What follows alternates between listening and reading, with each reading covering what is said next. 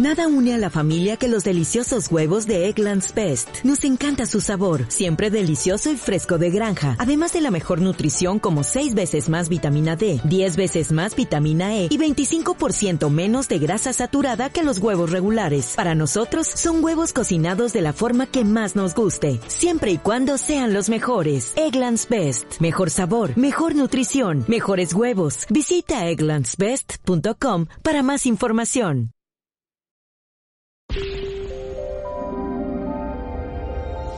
El universo inexplicable. Misterios sin resolver. Misterios de la historia de la ciencia. De todas las cosas increíbles sobre el universo, creo que hay dos que destacan por encima del resto. Una de ellas es que sabemos mucho acerca del universo. Pero la otra es que aún hay muchísimo más por descubrir. Y en lo que me gustaría centrarme en este episodio es en los misterios del universo en un tiempo pasado que ahora ya tienen explicación. La cultura humana ha albergado durante mucho tiempo misterios científicos. De hecho, en la era precientífica, es decir, antes de Galileo, hace 400 años, se pensaba que muchos de los misterios de la naturaleza eran obra divina. Tomemos, por ejemplo, la epilepsia. Una persona se está revolviendo en el suelo, tu mejor amigo, echando espuma por la boca. Si te guías por la teología cristiana, lo primero que pensarás es que esta persona está poseída por el demonio. Esa es una explicación natural de lo que está pasando a falta de cualquier conocimiento sobre los procesos neurosinápticos.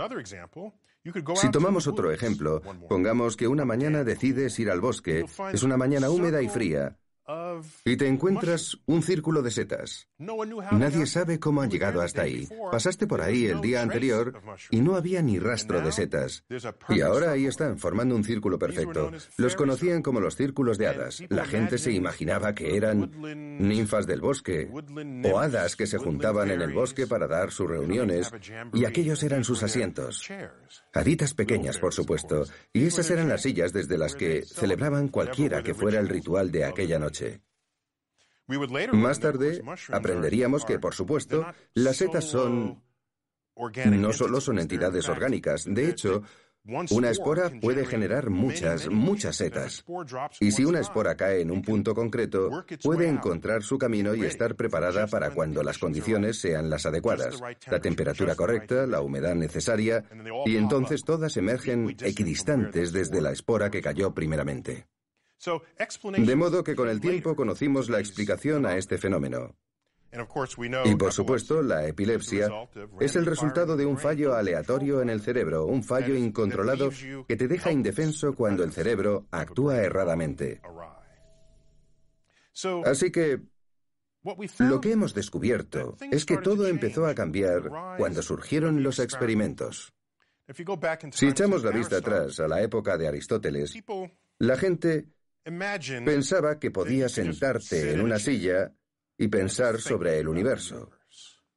No tenías que salir al mundo y experimentar. Bastaba con pensar. Aristóteles supuso que las cosas pesadas caían antes que las ligeras. Sí, por supuesto, una piedra cae antes que una pluma. La pluma se encuentra con la resistencia del aire en su camino descendente, pero si cogemos una piedra pesada y una ligera, caerán juntas a la misma velocidad. Aristóteles, en cambio, dijo que la pesada caería más rápido que la piedra ligera en proporción a su peso, y esto es completamente falso. Y harían falta otros 1500 años para que Galileo demostrara lo contrario. Llevó a cabo el experimento de tirar 2 bolas desde un lateral de la torre inclinada de Pisa y ambas cayeron exactamente a la misma velocidad, alcanzando el suelo al mismo tiempo. Obviamente, eso también sucedería con una pluma y una piedra. Tan solo hay que extraer el aire del lugar en que se lleve a cabo el experimento. De hecho, eso ya se hizo una vez, ese mismo experimento sobre la superficie lunar.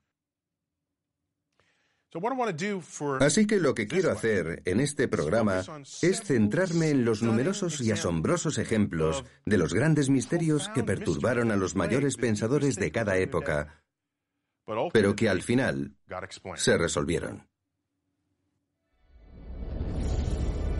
Éter luminífero. Hubo un único gran misterio científico en el siglo XIX que inquietó a las grandes mentes de ese periodo. Y con lo que estaba relacionado se hallaba en el núcleo de nuestro propio entendimiento del espacio en sí. ¿De qué se trataba? Bueno, sabemos que las ondas requieren un medio material por el que propagarse. Y el mejor y más común ejemplo es la onda de sonido. El sonido viaja a través del aire, pero si quitas el aire, no se puede propagar. Quizás hayas recordado ese experimento. Puede que lo llevaras a cabo en tu clase de ciencias del instituto. Tenemos una campana sonando, pero si la metemos dentro de una urna de cristal, conforme va acabándose el aire, el sonido de la campana es cada vez más y más débil. Llega un punto en el que no se oye nada en absoluto. Pero aún la ves tañir. Esa es la prueba de que el sonido no puede viajar a través del vacío que acabas de crear. Bien, si la luz es una onda, entonces requerirá algún canal por el que viajar. Aquí está el problema. El espacio es el vacío, y sabemos que la luz nos llega desde ese espacio libre. La luna está en el espacio, el sol está en el espacio, las estrellas están en el espacio. Y hay un vacío entre nosotros. Por lo tanto, se llegó a la hipótesis de que no hay aire en el espacio, pero tiene que haber algo. Alguna sustancia, algún medio por el que la luz pueda propagarse. Y le dimos un nombre. Con nosotros, me refiero a mis antepasados científicos, le dimos un nombre. Se le llamó éter. El éter. Tenía que haber alguna forma de medirlo, y dos científicos dieron con ello.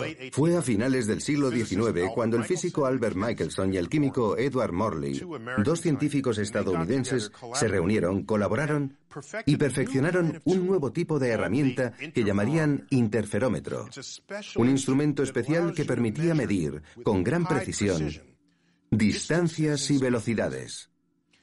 Y así, en 1887, se llevó a cabo lo que se conocería como el experimento de Michelson-Morley. Esto es lo que hicieron. Dijeron, bueno, aquí está la Tierra. Vamos a medir la velocidad de la luz con el movimiento de la Tierra alrededor del Sol. Después, mediremos la velocidad de la luz frente al movimiento de la Tierra alrededor del Sol. Y si existe el éter, entonces seríamos capaces de demostrar que la luz se añade al movimiento de la Tierra. Y si medimos esa velocidad, conseguiremos la velocidad de la luz más la velocidad de la Tierra. Y a la inversa, si hago esa medición, lo que vamos a conseguir es la velocidad de la luz menos la velocidad de la Tierra. ¿Tiene sentido? Por supuesto que sí. Si vas montado en un tren, porque en aquel entonces habría sido un tren, no un coche, que va a 50 kilómetros por hora y lanzas algo hacia adelante a 16 kilómetros por hora, se suman, porque el objeto está en movimiento. 50 más 16, 66 kilómetros por hora con relación al suelo. Ahora, al contrario, si lo lanzamos hacia la parte de atrás del tren, la velocidad será de 50 menos 16, 34 kilómetros por hora en relación con el suelo. Es así de simple. Eso es lo que intentaban demostrar con la velocidad de la luz. Tras la realización de este experimento, lo que encontraron fue que la velocidad de la luz era la misma sin importar dónde se realizara la medición. Y esto fue sorprendente. Fue el mayor resultado nulo que se haya dado para un experimento científico. Un resultado nulo se da cuando esperas encontrar algún tipo de medida y no la encuentras. Por lo general, esos experimentos no son interesantes, pero este fue el experimento nulo más interesante jamás realizado. Y entonces, ¿qué hacemos? Todo el mundo sabía que tenía que haber un éter. Y entonces hubo dos chicos que dijeron, de acuerdo, podemos resolverlo. Uno de ellos era Lorentz y el otro Fitzgerald. Así que se reunieron y dijeron, ya sabemos lo que está pasando porque tiene que haber éter. Las herramientas de medición se han contraído en la dirección del movimiento. Se han contraído físicamente para hacernos creer que es la misma velocidad de la luz. Debe de ser eso. Vamos a analizarlo. Tan empeñados estaban en la existencia del éter, ese concepto tradicional de que una onda requiere un medio, que ni siquiera consideraron la posibilidad de que no existiera el éter. Prefirieron afirmar que algo extraño le pasaba a sus aparatos de medición. Intentaban rescatar la hipótesis del éter estacionario. Ahora, ya sabemos que los materiales físicos no pueden contraerse físicamente por sí solos. Ese no es su comportamiento natural, no es su naturaleza. Lo que aprenderíamos más tarde, no unos pocos años más tarde, es que, de hecho, la luz no necesita un medio por el que propagarse. Es una onda que se autopropaga. Una combinación de una onda eléctrica y una onda magnética. Fue una revelación asombrosa en esa época. Adiós al éter. ¿Y qué es entonces lo que nos permite reconocer que la velocidad de la luz es constante? Albert Einstein al rescate. 1905. La teoría de la relatividad especial. Llegó a unas conclusiones sobre esas ecuaciones que reducían los objetos físicos, las que hacían las mediciones para hacerte creer que era la misma velocidad de la luz. Lo que Einstein demostró es que no. Lo cierto es que no los reducen. Lo que ocurre es que la velocidad de la luz es constante. Lo cierto es que es constante. Y lo que ocurre es que la teoría de la relatividad especial cambia la forma en que hacemos estas mediciones mientras las hacemos. Y entonces es cuando descubrimos que el éter no es necesario. La velocidad de la luz es constante y tenemos un conductor a un proscenio en la historia de la ciencia en la que el éter era el clavo al que agarrarse. El último bastión de la física clásica antes de que el siglo XX abriera sus puertas. Porque en el siglo XX lo que aprendimos es que, independientemente de tu sentido común acerca de cómo debía ser el mundo, la ciencia del siglo XX y la posterior nos llevan a un momento en el que, de hecho, para entender el universo, al menos momentáneamente, tienes que abandonar tus sentidos. El descubrimiento de Neptuno. A continuación, hablaremos del descubrimiento del planeta Neptuno. Pero antes, volvamos a 1781, cuando Sir William Herschel descubrió Urano. Era el único que contaba con esos grandes telescopios en aquella época. Y, de hecho, descubrió Urano por accidente. Creía que había descubierto un cometa. ¿Qué si no iba a haberse movido entre las estrellas del fondo sino un cometa? Para él era inconcebible haber descubierto un planeta porque nunca nadie antes lo había hecho. Mercurio, Venus, Marte, Júpiter y Saturno están visibles en el cielo para cualquiera que sepa buscar. Ni siquiera se requiere un telescopio. Durante mucho tiempo se negó a creerlo y pensó que solo había divisado un cometa. Incluso dijo, vaya cometa más raro, ni siquiera va dejando una estela como todo cometa debería hacer. Lo cierto es que el hombre había descubierto Urano. La pregunta es, por tanto, ¿se aplica la ley de la gravedad de Newton a tanta distancia en el sistema solar? La ley de la gravedad de Newton se había probado entre la Tierra y la Luna y los planetas interiores y el Sol. Y funcionaba. Era buena, era poderosa, era predictiva. De modo que aquí estamos ahora, en los confines exteriores del sistema solar. Habrá que probarla. Esta es la era de probar nuestras ideas. Esperamos 70 años. Y durante más de esos 70 años vamos a recibir datos sobre el lugar en el que está orbitando Urano. ¿De acuerdo? ¿Cuánto tiempo tarda Urano en completar una órbita? 84 años. De modo que 70 años es la mayor parte de 84. Vamos por buen camino. Hay mucha información para comparar. Si decimos dónde debería estar Urano según la ley de Newton, ¿dónde calculo que debería encontrarse en el sistema solar? ¿Hay alguna diferencia o no? Si hemos acertado, vamos bien. La teoría de Newton también es válida aquí. Perfecto. Pero descubrieron que no coincidían. ¿Desechamos entonces la ley de Newton? Porque era muy válida. A nosotros nos ha valido. Nadie quería dejarla, pero entonces, ¿cuáles eran las opciones? Quizás haya otra fuente de gravedad que no hayas conciliado en tus esfuerzos. Entre todas las otras fuentes de gravedad que has considerado, se te ha pasado una. Y si la has incluido, quizás eso explique por qué parece que Urano se comporta de forma extraña. Y así fue como comenzó la cacería. El matemático y astrónomo británico John Couch Adams era especialista en mecánica celeste. Estas son la física y las matemáticas encargadas del movimiento de los cuerpos en el sistema solar. Y un matemático francés, Urbain Jean-Joseph Leverrier, hizo exactamente lo mismo. Y es un asunto complicado porque normalmente tendríamos en cuenta las leyes de Newton diciendo, aquí hay un cuerpo, aquí hay otro, vamos a calcular la fuerza entre ellos. Esto es diferente. Aquí tenemos la fuerza entre ellos, pero hay un cuerpo y no sabemos dónde está o cuál es la masa del mismo. Así que es un problema de inversión con las leyes de Newton.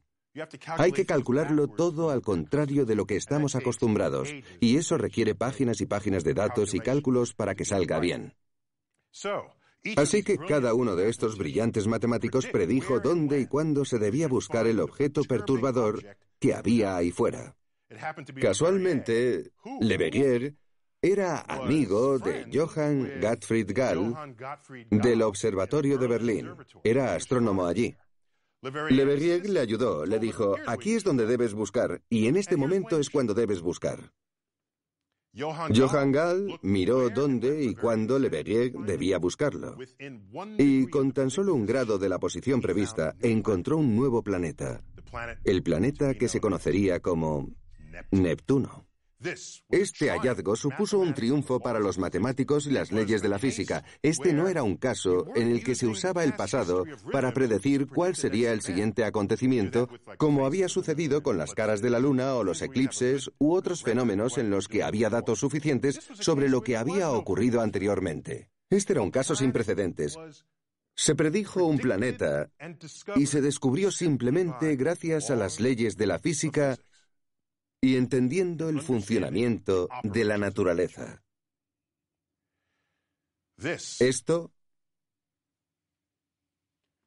moldearía las expectativas de todos los descubrimientos posteriores en el sistema solar, porque la ley de Newton era aplicable. Y después aplicaríamos esas mismas leyes en la órbita de Mercurio. La órbita de Mercurio. La naturaleza puede ser sutil. Aún no sé si eso es bueno o malo, pero es cierto. Voy a dar algunos ejemplos. Tomemos las leyes de Newton. Las leyes del movimiento y la gravedad de Newton son poderosas herramientas que nos permiten entender y decodificar el movimiento de los objetos en el sistema solar. Y han funcionado en cada uno de los casos en que las hemos aplicado. ¿Por qué no ser arrogantes y pensar que también funcionarían incluso en lugares que aún tenemos que imaginar?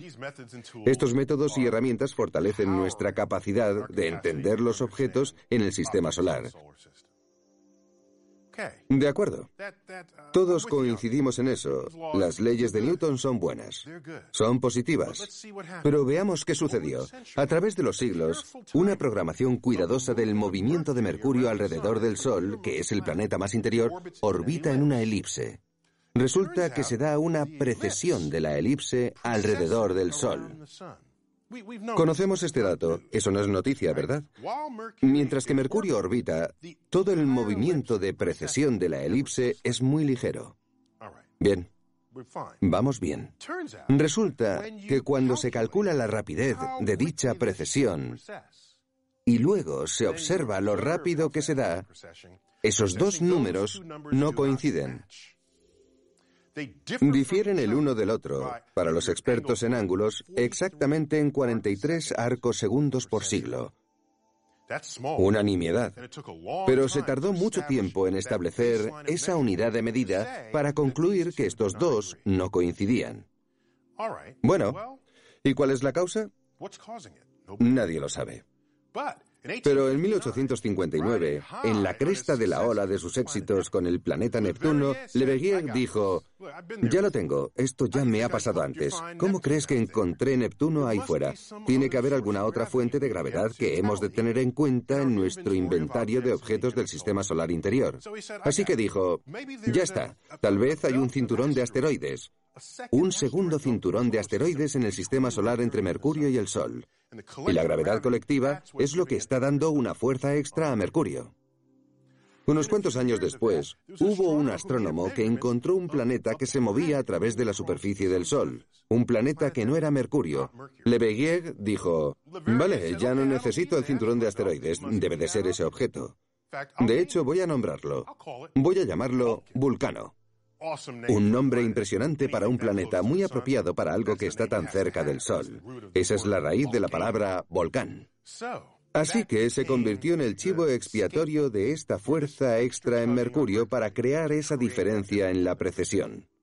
El problema es que, al mismo tiempo que este astrónomo estaba haciendo sus mediciones, otra persona con un telescopio mejor estaba observando el Sol y dijo, yo no veo nada al otro lado del Sol, debe de haber algo mal en sus cálculos. Y casi de la noche a la mañana, Vulcano desapareció de todas las bases de datos. Se habían creado informes basados en cálculos erróneos. Así que ahora nadie creía lo que decía Le Verrier sobre el movimiento de Mercurio. Pero quizás aún pueda salirse con la suya. Tal vez es que está tan cerca del Sol que no se puede ver bien debido al resplandor. Mucha gente estaba de acuerdo con esa explicación, así que siguió diciendo, sí, es Vulcano.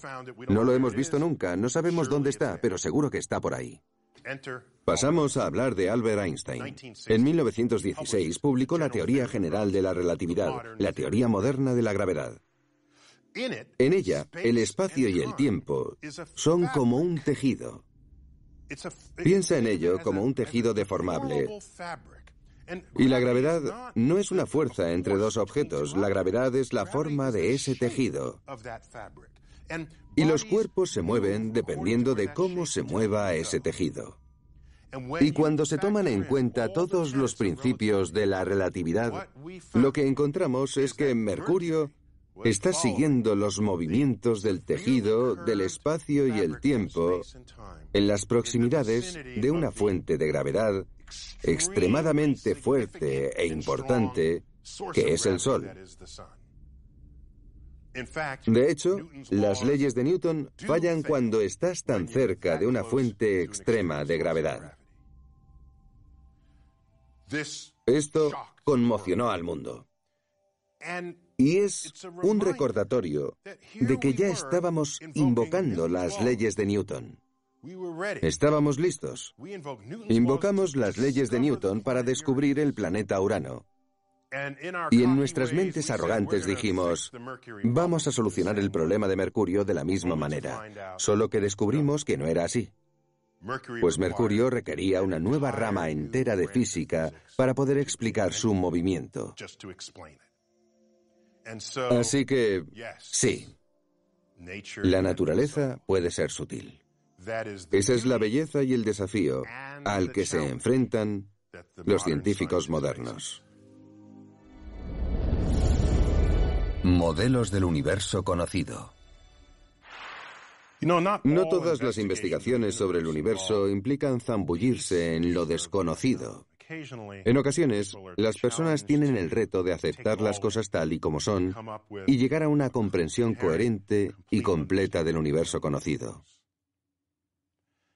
De hecho, las personas que logran hacer esto son parte de las culturas que valoran el pensamiento profundo, las que se pueden permitir el lujo de tener tiempo para investigar la naturaleza del mundo conocido. Uno de mis ejemplos favoritos es el de Claudio Ptolomeo. Era un astrónomo y matemático alejandrino que vivió alrededor del siglo II después de Cristo. A Ptolomeo se le ocurrió una explicación coherente y completa del universo conocido y lo puso todo en un libro llamado Almagesto. Almagesto significa el más grande en árabe. Un nombre acertado, a mi parecer. Sin embargo, sus ideas eran erróneas. Él decía que la Tierra era el centro del universo conocido. Ese es el modelo geocéntrico del cosmos y... si lo pensamos fríamente, tiene sentido, pues todo parece girar alrededor de la Tierra. ¿Acaso sientes que la Tierra se mueve bajo tus pies? No. Así que su teoría le pareció de lo más coherente a todo el mundo. Pero en el fondo creo que aún sentía que le faltaba algo a esa teoría. Porque estudió los movimientos de los planetas en el cielo nocturno, cómo se ralentizan, se detienen y luego vuelven hacia atrás. Llámale retrógrado, pero era un movimiento muy difícil de explicar. En el margen de su obra más importante, escribió mi cita favorita de todos los tiempos. Dijo: cuando mi mente sigue los movimientos oscilantes de los cuerpos celestes, mis pies ya no pisan la tierra, sino que me encuentro al lado del mismo Zeus y tomo mi ración de ambrosía. Ese era Claudio Ptolomeo, hablando de lo que él pensaba que era el universo, pero era humilde en su ignorancia porque, en el fondo, en esa cita, creo que está reconociendo que no acababa de comprender en lo que consistía el universo. ¿Por qué si no iba a hablar de comer ambrosía al lado de Zeus? En fin, pasaron 1400 años en los que la gente simplemente aceptó el modelo geocéntrico del universo. Estamos hablando de una época en la que no entendían mucho de eso de experimentar con las ideas. Así que pasaron 1400 años hasta que Nicolás Copérnico, en 1543, propuso en su lecho de muerte el modelo heliocéntrico del universo. No estaba conforme con los huecos que encontraba en las teorías de Ptolomeo. ¿De qué otra manera explicas que los planetas se muevan hacia adelante y hacia detrás una y otra vez? Ptolomeo propuso un sistema de órbitas múltiples sobre otras órbitas llamado epiciclo. Las cosas orbitaban en el espacio alrededor de nada en concreto. De hecho, el movimiento orbital del mundo aún no estaba definido del todo. Lo único que sabía era que los planetas se movían en órbitas. Entonces Copérnico dijo que había una manera más sencilla de explicarlo. Pensó: ¿por qué no ponemos el Sol en medio del universo conocido? Si hacemos eso, la Tierra se convierte en uno de los planetas. Pero eso era herejía, así que Copérnico esperó a estar en su lecho de muerte para publicarlo, sabiendo lo que le pasaría de haberlo dicho antes en esa época en Europa. En el siglo XVI no trataban demasiado bien a los herejes, pero a él no podrían matarle porque ya estaría muerto. Así que en su lecho de muerte publicó el modelo heliocéntrico del universo. Era fundamentalmente correcto, a excepción de que él describió las órbitas como círculos perfectos. Tuvieron que pasar años hasta descartar esa teoría. Pero lo importante es que el mundo aceptó una teoría que, aunque era errónea, tenía sentido. Equivocada, pero tenía sentido. Eso significa algo, y es que no todo lo que tiene sentido en la vida es lo correcto. Y si ese es el caso, ¿quién eres tú? ¿Y qué pasa con el Zeus de Ptolomeo? ¿Por qué se le muestra reverencia? Si Ptolomeo hubiera comprendido todo, ¿habría mencionado a Zeus en su cita? Y si aceptamos que Dios es la respuesta a todo lo que no entendemos, porque la mano de Dios es más grande de lo que la mente humana podrá jamás comprender, entonces, ¿qué es Dios? Implicaciones teológicas. A lo largo de la historia, la tendencia ha sido siempre la de atribuir a Dios todo aquello que ignoramos del universo, atribuirle todos los fenómenos desconocidos. Si tú prefieres aceptar la ignorancia, entonces estás haciendo lo mismo que hizo Isaac Newton en su obra más famosa, Principia Mathematica. La traducción del latín es Los principios matemáticos de la filosofía natural. Ese es el título completo de ese libro, publicado en 1687, en el que descubrió las leyes del movimiento y la ley universal de la gravedad. En él representa el fruto de su esfuerzo y sus cálculos para resolver los problemas con los que se encontraba. Bien, en esta gran obra, trató de comprender el sistema solar como un conjunto de objetos y aplicó la ley universal de gravedad teniendo en cuenta dos cuerpos al mismo tiempo, la Tierra y el Sol, la Tierra y la Luna, la Tierra y Marte.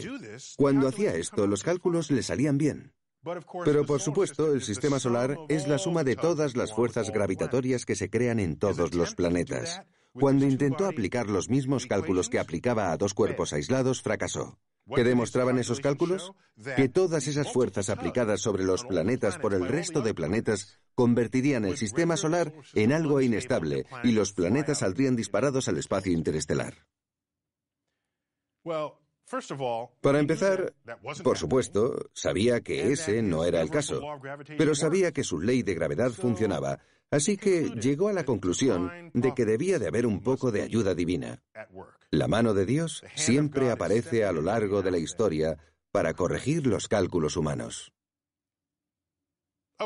Bueno, pues pasó un siglo hasta la publicación de una gran obra del matemático francés Pierre-Simon Marquis de Laplace. Escribió un tomo de 5 volúmenes llamado Céleste Mécanique, la mecánica celeste. Fue justo en el cambio del siglo XVIII al XIX. Era contemporáneo de Napoleón, pero ya volveré a eso luego. De modo que, en esta obra, desarrolló una nueva rama de las matemáticas mediante la cual tomaba una gran fuente de gravedad y otras cuantas pequeñas fuentes de gravedad. La llamó la teoría de la perturbación. Era la cantidad de matemática necesaria para dar respuesta a cómo actuaba el sistema solar. Al escribir esto, demostró que el sistema solar es estable, contrariamente a lo que Isaac Newton trató de demostrar un siglo antes. Napoleón se interesó por esta obra y la leyó de cabo a rabo. El mismo Napoleón, que no era únicamente un general tirano. El tipo leía todo lo que podía de física e ingeniería, dos ramas que le ayudarían a ganar muchas guerras. Llamó a Laplace y le dijo: «Señor, no ha nombrado a ningún diseñador para este sistema». Con eso se refería a la asignación de la mano de Dios por parte de Isaac Newton. Laplace contestó: «Señor, no he necesitado esa hipótesis». Así que, ¿cuál es la lección? La lección es que estamos rodeados de ignorancia de una forma u otra. Si quieres cubrir esa ignorancia apelando a la mano de Dios y decides no sentir curiosidad para investigar, jamás llegarás a una solución. Isaac Newton dijo que era obra de Dios y así acabó con sus problemas. Laplace, más allá de sus creencias religiosas, vio un problema y decidió hallar una solución. A medida que avanzamos, podemos echar la vista atrás a los problemas que tuvieron lugar en el pasado y que se resolvieron. Miro los problemas que nos rodean actualmente, en la frontera de los avances científicos, y creo que resolveremos la mayoría de ellos. Algunos puede que no podamos resolverlos debido a nuestras limitaciones como especie. Y por supuesto, surgirán nuevos problemas, pues estos surgen a medida que vamos descubriendo más y más sobre el universo y nos hacemos preguntas. Y eso es, a mi parecer, lo más emocionante de todo el movimiento en la frontera de la ciencia.